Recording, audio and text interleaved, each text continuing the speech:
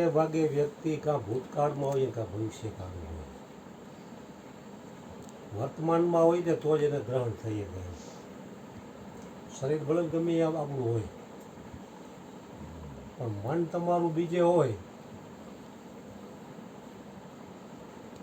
ઘણી વખત આપણે રોડ ઉપર નીકળી આપણા અમુક કોક જોઈને આપણને બોલાવી તો આપણે ન પડી, આપણું મન બીજે જે કામે જતા એનું ચિંતન ચાલુ.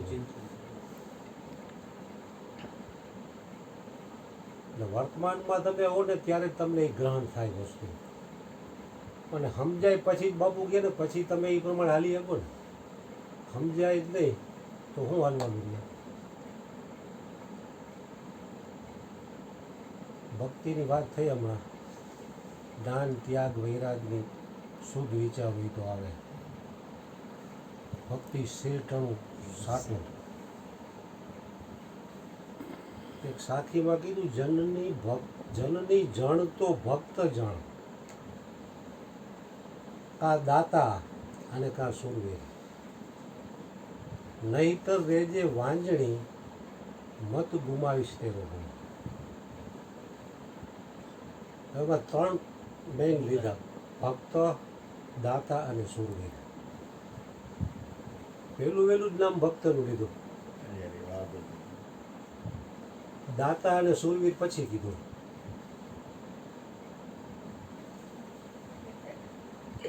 જનની જણ તો કાં ભક્ત, કાં દાતા અને કાં સુર, નહીતર રેજે વાંજણી મત ગુમાવીશ તેરો નો.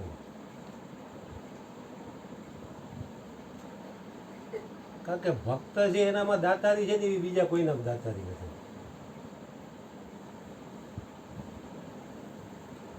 ઓલા લોકો જગતની રીતે દાતાર છે એમાં કોઈ ના નહીં, એનો કોઈ વિરોધ નથી. દાતારી હોવી જોઈએ માણસોમાં, સુરવીરતા હોવી જોઈએ. પણ ભક્તમાં જે સુરવીરતા છે ઓલામાં નથી. કોલે કાનો કંઈક નવું કોને. ભક્તિ કરે કોઈ સુરમાં જાતિ વરણ કુલ ખોય. કારણ કે જાતિ ને વરણનો ત્યાગ કરી દેવો પડે. જાતિ વરણ કોડ બધું હોય. ભક્તિ કરે કોઈ સુરમાં જાતિ વરણ કુલ હોય. ભક્તિ મહાપુરુષના કામ નહીં, કાયર નરનું નહીં, કામ જોડાય. એટલે ભક્તનો મહિમા છે ને ઘણો ઊંચો છે. ઓલા દાતા અને સુરવીર જે રહ્યા, સુરવીર રહ્યા એ તો અત્યારે દેશની સરહદ ઉપર હોય, સુરવીર જ ગણાય. પોતાના માટે જીવન ન હોય ને, પરમાર્થે જીવન થઈ ગયું ને, એ સુરવીર છે બનાવે. પણ ભક્ત એ તો 24 કલાક જે વગર હથિયારના જે આંતર શત્રુ છે એના ઉપર વિજય પ્રાપ્ત કરે તો એ કેવો સુરવીર હોવો જોઈએ. બહારના શત્રુ તો આપણને ભેગા થાય ત્યારે આપણે માથાકૂટ થાય કે ઝાપટું મારે. કામ, ક્રોધ, લોભ, મદ, મોહ એ આંતર શત્રુ હથિયાર વગરના 24 કલાક ભેગા છે. તો ભક્ત રહ્યો એને એ આંતર શત્રુ ઉપર વિજય મેળવી છે.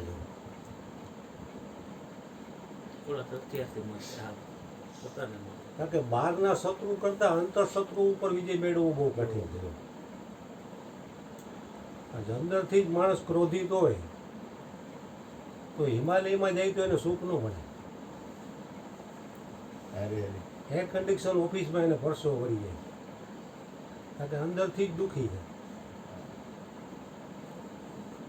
અને અંદરથી સુખી હોય તો એ કોઈ પણ જાતની અસુવિધાઓમાં પણ એ સુખી છે. એટલે ભક્તનો મહિમા ભગવાને પણ ગાયો છે. ભગત મેરે મુકટ મણી મેં ભક્તન કો દાસ. ભક્ત જે ભગવાનનો મુકટ મળી છે, મેં ભક્તન કો દાસ એમ કીધું છે.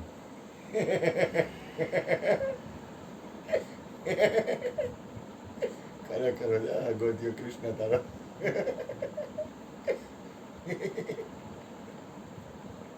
એટલે ત્રણે ત્રણમાં ભક્તનું નામ જ પેલું એનું આવ્યું. જનની જણ તો ભક્ત જણ, કા દાતા કા સુર. એનું દાતાનું બીજા સ્ટેપે, સુરવીરનું ત્રીજા સ્ટેપે આપ્યું. કારણ કે જે પ્રમાણે એની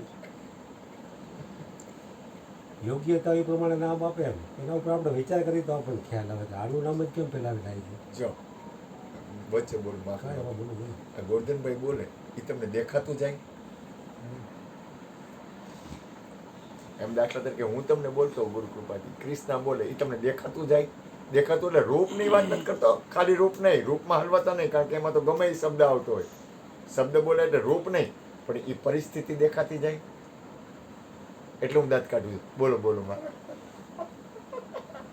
બોલો બોલો મારાથી તારા વચ્ચે બોલાય છે. એકાગ્રતા હો એકાગ્ર હો તમારું મનમાં હોય તમે વર્તમાનમાં આવો એટલે તમે વિશેષ હો. એટલે ભક્તોનો મહિમા ભગવાને પણ ગાયેલો છે. જગતમાં દાતાઓ ઘણા છે. જગતના દાતાઓ તમને જે કંઈ આપશે એ કંઈ ટકશે નહીં. તો ભગત અને હરિગુરુ સંતો એવા દાતા છે કે એ તમને શાશ્વત વસ્તુ પ્રાપ્ત કરાવી દે છે. જેવી રીતે સંસારની કોઈ પણ ચીજ લ્યો માર્કેટમાં તમે લેવા જાઓ ઘઉં તમે 500 રૂપિયા મણ લ્યો તો તમે 500 દો તેની 500 કિંમત નથી એને 450 આવ્યાથી તમે 500 દેતા હો. કોઈ પણ ચીજ તમે લેવા જાઓ કોઈ પણ ચીજની તમે જે કિંમત ચૂકવો અને એટલી કિંમત એની હોતી નથી એમ કારણ કે બધાય નફો કરવા બેઠા છે. 100 રૂપિયાનો માલ લ્યો તો એને 80માં પડતો હોય તમને 100 માં વેચે. હરિગુરુ સંતો અને ભક્તો એવા દાતા છે કે તમારા તન મન ધનની કાંઈ કિંમત નથી તમને અખૂટ ખજાનો આપી દે એના જેવો દાતા પણ.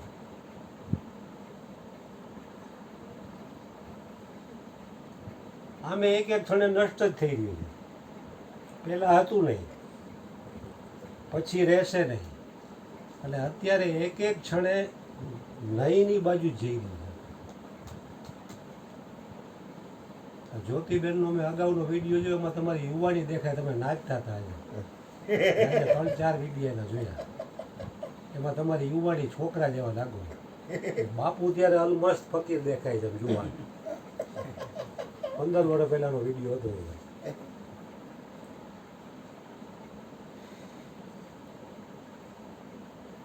એટલે એ તમને જે વસ્તુ આપે છે જગતના લોકો તમને જે કોઈ વસ્તુ આપે ને એની કિંમત એટલી નથી હોતી થી વધારે પૈસા તમારી પાસે છે. સદગુરુ જે વસ્તુ આપે છે તો તમે સદગુરુના ચરણે ન જાવ તો ધન મન ધન તો કોઈના રહ્યા જ નથી દેવાના નથી. એના ચરણે જાવ તો એ તમને અખંડ વસ્તુ આપી દે છે. અયોધ્યા કા ચક્રવર્તી સમ્રાટ રાજા દશરથ સર્વ સંપત્તિ અને રાજપાટ વશિષ્ઠના ચરણોમાં અર્પણ કરી દંડવત પ્રણામ કરી આંખોમાં આંસુ બહાકર ગદગદ કંઠે કહે છે કે હે ગુરુवर मैंने तो आपके श्री चरणों में नाशवंत दिया वो तो आपकी करुणा वरुणा है कि आपने मुझे नाशवंत के बदले शाश्वत का खजाना लुटा दिया.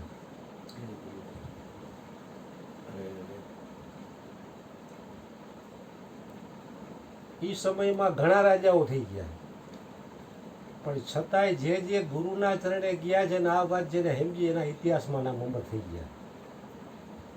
રાજા ભરતરી, ગોપીચંદ, દશરથ જે જે રાજાઓ થઈ ગયા તો ભક્તોનો મહિમા કેટલો વિશેષ છે. વીરપુરમાં જલારામ બાપા એક ભક્ત થઈ ગયા તો એ સમયનો નવાબદો એનું નામ નથી કહેવાય કે એનું વીરપુર જલારામ બાપાનું તો એ કેવો દાતાર કહેવાય. જુનાગઢ નરસિંહ મેવાડમાં મીરાબાઈ થઈ ગયા તો મેવાડ આખું મીરાબાઈના નામે આવી ગયું તો કેટલી દાતારી કહેવાય એની.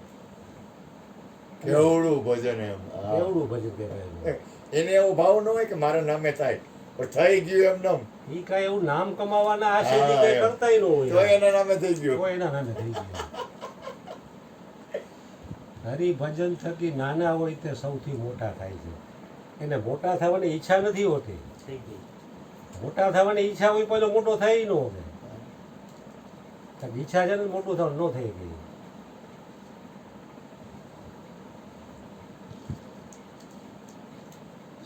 એટલે ભક્તોનો મહિમા ભગવાને પણ ગાયો છે. કારણ કે દાતા અને સૂર્ય ને એ ભક્તની શરણાગતિ પછી દાતા અને સૂર્યની આવે છે. નકર એ પણ નથી આવે મહિનામાં. કારણ કે શિષ્ય પાસે જે કાંઈ છે ને એની અંદર ઊંડે ઊંડે સદગુરુની રહેમતનો હાથ છુપાયેલો છે. દેવરાજ ઇન્દ્ર જા રહા હતા હાથીની અંબાડી ઉપર બે, તો એના ગુરુ હામાં ગયા, એનો જય જયકાર થતો હતો. ગુરુની છાતી ફૂલી કે મારા શિષ્યનો જય જયકાર થાય છે, આટલી બધી પ્રશંસા થાય છે. અને એને ફૂલની માળા આપી પ્રસાદના રૂપે. તો દેવરાજ ઇન્દ્ર અહંકારના મદમાં એને હાથીના માથા ઉપર મૂકી દીધું. માથા ઉપરથી લહેરી હેઠે પડી, હેઠે પડીને એની માથે હાથીનો પગ આવી ગયો કચરા. गुरु का दिया हुआ प्रसाद का देवराज इंद्र ने अनादर किया.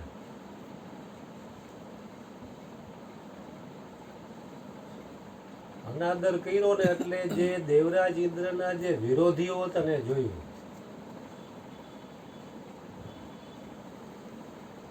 कि शिष्य की प्रशंसा और उसकी वाहवाही के पीछे सदगुरुओं की रहमत का हाथ छुपा हुआ है. પણ એ દેખાતો નથી. અહંકારના હિસાબે એમ થાય કે મેં મારા હિસાબે આટલું કર્યું. એક શિષ્ય ગુરુ પાસે જેમ કે મેં છેલ્લા દસકામાં કરોડો રૂપિયા બનાવી લીધા, ગાડી, બંગલા, ફેક્ટરી, ફાર્મ હાઉસ, નોકર ચાકર, આ બધું બનાવી લીધું. આ મારી અક્કલ, ચતુરાઈ અને હોશિયારીથી મેં બનાવી. ગુરુ કે ઘડીક શાંતિ રાખ, કે તારી પાસે જે બુદ્ધિ, ચતુરાઈ અને હોશિયારી જે છે ને એવી જગતના બીજા ઘણા લોકો પાસે છે, છતાં તારી પાસે જે છે ને એની પાસે નથી. તો તને કોઈ કે આપેલું છે. બુદ્ધિ, ચતુરાઈ ને હોશિયાર તો ઘણા આપણા કરતા ઘણા લોકો ગામમાં છે. ને 2 ચોપડી ભણેલા ભઠ્ઠી ખાતાવાળા છે ને અબજોનો વહીવટ કરીને એની જેમાં સીએ જેવા માણસો નામાં લખે. તો ઓલો તો ભણેલો હોશિયાર છે, કાં બિઝનેસ નથી કરી શકતો. અને 2 ચોપડી ભણેલો છે એની એ નોકરી જાય છે. પણ ઓલા 2 ચોપડી વાળાની કંઈક કમાઈ છે, એને કોકે આપ્યું છે, ત્યાં ઓલો તમારે અહીંયા કામે આવે છે.